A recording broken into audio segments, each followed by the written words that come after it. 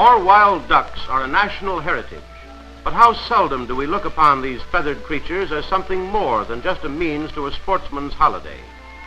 Hunters are not their only hazard to survival, and each bird has its own problems of life, liberty, and the pursuit of happiness, even as you and I.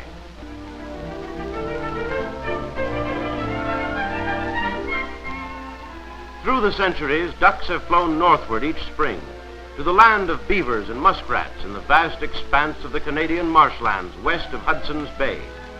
Here they take up their family life and summer housekeeping. Mr. and Mrs. Duck are generally together by the time they arrive. Recent investigations indicate they prefer to mate for life, although they are not as consistent or faithful as many other water birds.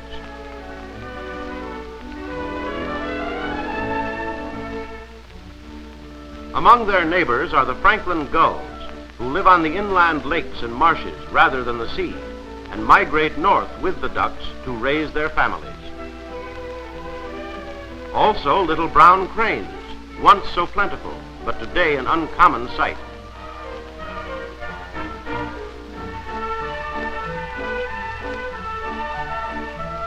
In nearby trees, the attractive cedar waxwing builds its nest.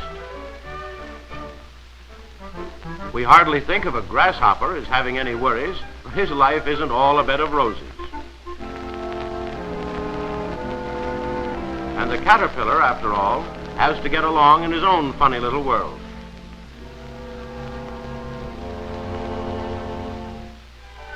Right next door, the grebes or hell divers. No prize winners for grace or beauty, but how they can dive and swim underwater. And the horned grebe, a funny little feathered character, but she's very fussy about her precarious swamp bungalow, built to accommodate her dull white eggs.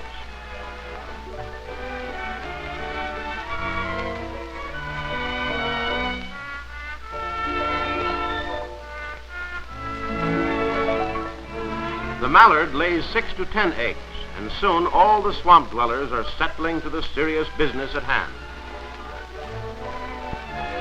The blue goose rarely raises its family south of the Arctic, although now and then a pair may get mixed up in their latitudes. And the wise and haughty old Canada honkers take a back seat for no one. But there's lurking danger in the air. No sooner are the eggs laid than black robbers swoop down. Crows are the boldest and shrewdest of the feathered enemies of all our birds, destroying the young as well as the eggs.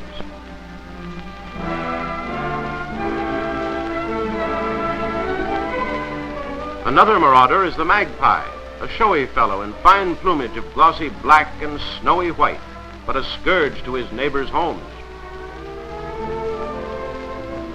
Even the ground squirrels and gophers have a sweet tooth for freshly laid duck eggs.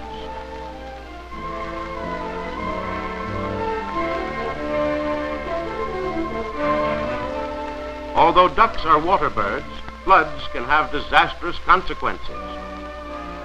Extreme dry spells also bring havoc and send the ducks waddling in search of water. The farmer never purposely destroys nesting birds, although they are sometimes his innocent victims.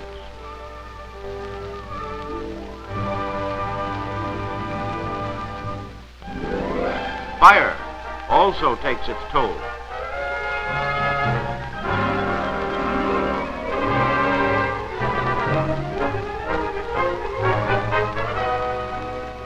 But fire is also an enemy to farmers, who rally to fight this common menace to wildlife and human property.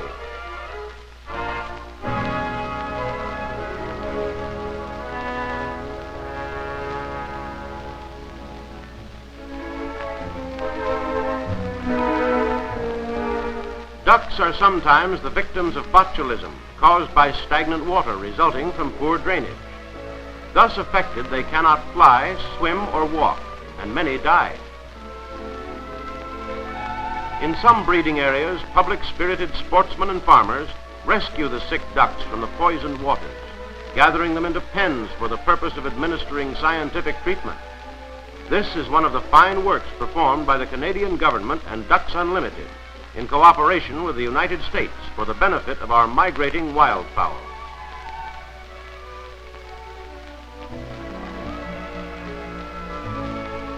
All the ducks that recover are released in fresh, untainted water, free to enjoy a healthy life once more.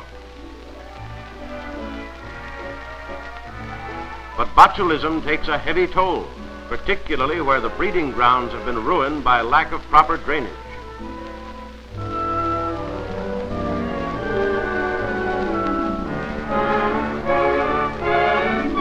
Nevertheless, life goes steadily on among the feathered inhabitants of the marshlands.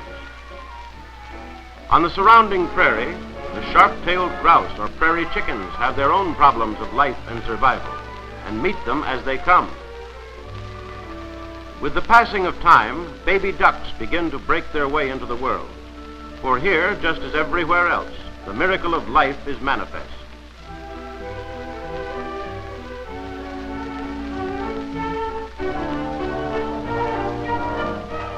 One thing they do not have to be taught is to swim. There's a new generation of killdeers. And some new youngsters have appeared in the waterside cottage of the coots. But what youngsters, with fantastic whiskered faces that surely only a mother mud hen could love. The young deer have begun to get around on their own. And sometimes there's a new baby moose. Mother Duck is proud of her youngsters, and for good reason. The pelican is equally puffed up over her prize beauties.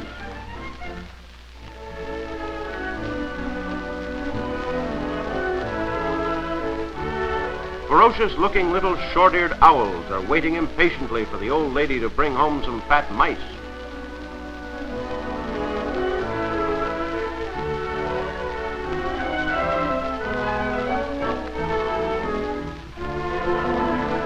Time passes rapidly, and young ducks grow fast.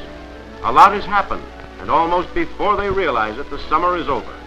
Then comes the fall, and the ducks gather together. Once again, answering that ancient urge, they fly south.